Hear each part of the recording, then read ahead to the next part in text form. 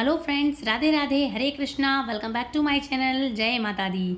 तो फ्रेंड्स, आज हम बात करेंगे नवरात्रि के छठवें दिन की माँ कात्यायनी देवी की। नवरात्रि के इस पावन कथा की यदि आप सुनना चाहते हैं तो मैं आपको इसकी पूरी वीडियो की पूरी जानकारी दूंगी। माँ का भोग क्या है, कथा क्या है, पूजा की विधि क्या है, आरती करेंगे हम लास्ट में। और इस माँ की जानकारी के बाद, माँ की पूरी संपूर्ण जानकारी के बाद हम करेंगे दुर्गा सप्तशती का अध्याय 7। तो चलिए शुरू करते हैं नवरात्रि में माँ कात्यायनी की संपूर्ण जानकारी। तो नवरात्रि के छठे दिन माँ के छठे स्वरूप माँ कात्यायनी की पूजा अर्चना की जाती है। माँ कात्यायनी का स्वरूप अत्यंत भव्य और चमकीला है। माँ की 4 भुजाएं हैं और माँ का वाहन है सिंह। मतलब माँ का वाहन कौन है? सिंह। तो आइए जानते हैं माँ कात्यायनी की पूजा विधि और आरती के बारे में। क्या भोग लगता है, क्या करना चाहिए, क्या नहीं। तो हिंदू धर्म में उदया तिथि के अनुसार नवरात्रि व्रत रखा जाता है। इस साल नवरात्रि पर चतुर्थी तिथि की वृद्धि हो रही है, जिस वजह से चतुर्थी का व्रत भी 2 दिन पड़ रहा है। 6 और 7 अक्टूबर को चतुर्थी का व्रत रखा जाएगा। 8 अक्टूबर को पंचमी का व्रत रखा जाएगा और 9 अक्टूबर को षष्ठी का व्रत रखा जाएगा, मतलब छठे का व्रत, छठवीं। तो दृक पंचांग के अनुसार नवरात्रि के 5वें दिन का व्रत 8 अक्टूबर को ही रखा जाएगा और 9 अक्टूबर 2024 को नवरात्रि का छठा दिन रखा जाएगा। नवरात्रि के दौरान माँ के 9 रूपों की पूजा अर्चना की जाती है और नवरात्रि के छठे दिन माँ के स्वरूप माँ कात्यायनी की पूजा अर्चना की जाती है। माँ कात्यायनी का स्वरूप अत्यंत भव्य और चमकीला है। माँ की 4 भुजाएं हैं और माँ का वाहन सिंह है। अब जानते हैं माँ की पूजा विधि क्या है। तो माँ की प्रतिमा को शुद्ध जल या गंगा जल से स्नान कराएं। ये मैं शॉर्टकट में बता रही हूँ कि आप नहाएं, निवृत्त हो जाएं, सफाई करें। ये शॉर्टकट में बता रही, जब आप पूजा करने बैठेंगे तो माँ की प्रतिमा को शुद्ध जल या गंगा जल से स्नान कराएं। माँ को पीले रंग के वस्त्र अर्पित करें। माँ को स्नान कराने के बाद पुष्प अर्पित करें और रोली कुमकुम लगाएं। 5 प्रकार के फल और मिष्ठान का आप भोग लगा सकते हैं, हो अगर आपके पास तो। और माँ कात्यायनी को शहद का भोग अवश्य लगाएं। ये है आज इनका मुख्य भोग। और यदि आपके पास ज़्यादा कुछ है, मेवा मिष्ठान जो भी है, खीर वगैरह है, तो वो आप लगा सकते हैं, लेकिन आज माँ को शहद का भोग लगता है। और माँ कात्यायनी का अधिक से अधिक ध्यान जरूर करें, है ना। और उनके मंत्रों का आप जाप जरूर से कर सकते हैं। और मंत्र जाप आप मन ही मन में कर सकते हैं, या तो चाहे तो आप माला कर सकते हैं, या फिर आप मन ही मन में उनके कोई भी आपका जो मूल मंत्र हो या जो भी हो, उस तरह से आप माँ का ध्यान कर सकते हैं। अब बात करेंगे कात्यायनी माता की कथा के बारे में। तो एक समय की बात है, ऋषि कात्यायन, ध्यान से सुनिएगा, ऋषि कात्यायन थे एक। उन्होंने देवी दुर्गा के अत्यंत श्रद्धालु वो भक्त थे। उन्होंने माँ को खूब प्रसन्न किया, खूब भजा, खूब रटा माँ को। तो ऋषि कात्यायन ने देवी दुर्गा के अत्यंत भक्त थे और अत्यंत श्रद्धालु बड़े भक्त थे। उन्होंने माँ दुर्गा की आराधना के लिए कई वर्षों तक कठोर तपस्या की थी। उनकी तपस्या से संतुष्ट होकर माँ दुर्गा ने उन्हें दर्शन जरूर दिए और ऋषि ने यह वरदान मांगा कि उनकी पुत्री के रूप में वो अवतरित हों। ये उन्होंने वरदान मांगा, किससे? माँ कात्यायनी से। तो पुराणों में माँ को अजन्मा बताया गया है। फिर भी माँ ने ऋषि कात्यायन की तपस्या से प्रसन्न होकर उनकी इच्छा को पूरा करने का आश्वासन उनको दिया और उनके घर में पुत्री के रूप में प्रकट हो गईं। हिंदू शास्त्रों के अनुसार विवाह से पूर्व पुत्री को पिता के गोत्र से पहचाना जाता है और विवाह के बाद उसे पति के गोत्र से जाना जाता है। माँ कात्यायनी ने ऋषि कात्यायन की इच्छा को पूरा किया और वे अपने संपूर्ण जीवन में अपने पिता के गोत्र से ही जानी गईं। माँ कात्यायनी अमोघ फल प्रदान करने वाली हैं। भगवान कृष्ण को पति रूप में पाने के लिए, पति रूप में प्राप्त करने के लिए ब्रज की जितनी भी गोपियाँ थीं, उन सभी गोपियों ने माँ कात्यायनी की आराधना की थी कि भगवान श्री कृष्ण कन्हैया हमको पति रूप में मिले। यह आराधना यमुना नदी के किनारे की थी। और आपने देखा होगा कि रुक्मणी माँ ने भी भगवान कृष्ण से जब शादी करना थी तो माँ रुक्मणी ने भी कात्यायनी की पूजा की थी और सीता माता ने भी कात्यायनी की पूजा की थी। माँ कात्यायनी की कि हे माँ, हमें पति रूप में ये वर मिले। तो माँ कात्यायनी जानी जाती हैं कि सुंदर अच्छे घर और वर के लिए। वैवाहिक औरतें पूजा पाठ करती हैं दुर्गा माँ की, कात्यायनी माँ की, अच्छे अपना घर परिवार अच्छे से चले, उनका वैवाहिक जीवन अच्छे से चले। इसी के कारण सभी लोग इनकी आराधना करते हैं। माँ कात्यायनी ब्रजमंडल की अधिष्ठात्री देवी के रूप में जानी जाती हैं, वहाँ की अधिष्ठात्री देवी हैं। तो इस तरह से माँ की पूजन सब लोग करते हैं। अब बात करेंगे माँ कात्यायनी का स्तुति मंत्र कौन सा है। तो मंत्र है या देवी सर्वभूतेषु माँ कात्यायनी रूपेण संस्थिता नमस्तस्यै नमस्तस्यै नमस्तस्यै नमो नमः, ये वाला मंत्र है। अब बात करेंगे माँ कात्यायनी को फूल कौन से कलर के चढ़ाएं। तो देखो माँ कात्यायनी को कौन से पसंद है फूल, तो गेंदे का फूल माँ को बहुत पसंद है, प्रिय है।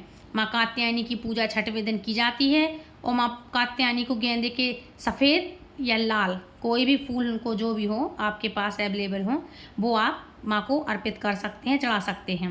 माँ कात्यायनी को कौन सा रंग पसंद है, तो पुराणों के मुताबिक माँ कात्यायनी को लाल रंग बहुत पसंद है, बहुत प्रिय है। इस दिन लाल रंग का कपड़ा पहनना काफ़ी शुभ माना जाता है और माँ को भी आप पोशाक के रूप में कोई भी अपने मनपसंद का, मतलब लाल है, पीला है या रेड ही कलर है मैन, तो आप उनको पोशाक चढ़ा सकते हैं। तो इस तरह से आप लाल रंग का कपड़ा पहनने से माँ की पूजा करें और माँ को भी चढ़ाएं, इससे उनकी कृपा आप सभी पर सदैव बनी रहती है। अब बात करेंगे माँ को फल कौन सा पसंद है। तो माँ को जायफल बहुत पसंद है, ठीक है, आप जायफल उनको चढ़ा सकते हैं। अब बात करेंगे भोग क्या लगाएं। तो भोग मैंने जैसा कि आपको बताया, माँ कात्यायनी को शहद और मीठे पान का भोग आप ज़रूर से लगाएं। मीठा पान माँ को बहुत ही ज़्यादा, अत्यंत से भी अत्यंत बहुत प्रिय है। तो माँ कात्यायनी को शहद और मीठे पान का भोग ज़रूर से अर्पित करिएगा। इससे ये करेंगे ना आप, तो ये करने से व्यक्ति के सौंदर्य में वृद्धि होती है, ये बेनिफिट भी है, ठीक है। अब बात करेंगे माँ कात्यायनी प्रतीक किसका है। तो माँ कात्यायनी देवी दुर्गा के छठे स्वरूप की माँ हैं, अधिष्ठात्री देवी हैं, छठे नंबर का स्वरूप हैं और नवरात्रि के छठे दिन की इनकी पूजा की जाती है। इनका स्वरूप अत्यंत भव्य दिव्य है। वे पीले रंग के वस्त्र धारण करती हैं जो ज्ञान और तपस्या का प्रतीक माना जाता है। माँ कात्यायनी का वाहन सिंह है जो शक्ति और साहस का प्रतीक माना जाता है, वो है शक्ति और साहस का प्रतीक। अब बात करते हैं माँ कात्यायनी देवी किसकी कुल देवी हैं। तो स्थानीय लोगों की मान्यता के अनुसार यह भगवान श्री कृष्ण के अंश का, मतलब कंस का वध करने से पहले यमुना किनारे माता कात्यायनी को कुल देवी मानकर बालू से माँ की प्रतिष्ठा बनाई थी और उस प्रतिमा की पूजा करने के बाद भगवान कृष्ण ने कंस का वध किया था। तो भगवान श्री कृष्ण ने भी माँ कात्यायनी की प्रतिमा बनाकर उनकी पूजा करी थी। तो सब कुछ, सभी लोग उनको पूछते हैं, ठीक है। अब बात करेंगे हम दुर्गा सप्तशती के अध्याय 7 के बारे में। तो शुरू करते हैं दुर्गा सप्तशती का अध्याय 7। तो पिछले अध्याय 6 में हमने सुना था धूम्रलोचन का वध हो गया, धूम्रलोचन का वध हुआ और चंडमुंड अपनी असंख्य सेना के साथ वहां जाकर माँ को बंदी बनाने के लिए आए। इसके आगे हम अध्याय 7 की बात करेंगे, तो इसके आगे अध्याय 7 में सुनेंगे इसके बाद क्या हुआ। तो इसके बाद ऋषि ने कहा, शुंभ निशुंभ की आज्ञा पाते ही चंडमुंड अपनी चतुरंगिणी सेना, मतलब चतुर सेना, होशियार सेना, चतुरंगिणी सेना के साथ अस्त्र शस्त्रों से सुसज्जित होकर देवी के पास चल पड़े। उन लोगों ने पर्वतराज हिमालय की स्वर्णिम ऊंची चोटी पर देवी को सिंह पर सवार देखा। देवी मंद मुस्कान बिखेर रही थी। देवी को देखते ही उन्हें पकड़ने के उद्देश्य से अचानक ही असुरी सेना उन पर टूट पड़ी। किसी ने अपना धनुष संभाला तो किसी ने अपनी म्यान तलवार खींच ली, किसी ने तो कुछ ने तो देवी के सामने आकर खड़े हो गए। उस समय अंबिका देवी अत्यंत कुपित हो गईं। क्रोधानल में धधकने के कारण उनकी मुख आकृति, मतलब उनकी मुख आकृति काली हो गई, उनकी भवें तन गई तथा उस स्थान से विकराल काली का प्रादुर्भाव हुआ। उनके हाथ में तलवार तथा पाश था। वे चीते के चमड़े की साड़ी पहने हुए नरमुंडों की माला से सुशोभित हो रही थीं। उनके हाथ की तलवार विशिष्ट प्रकार की थी।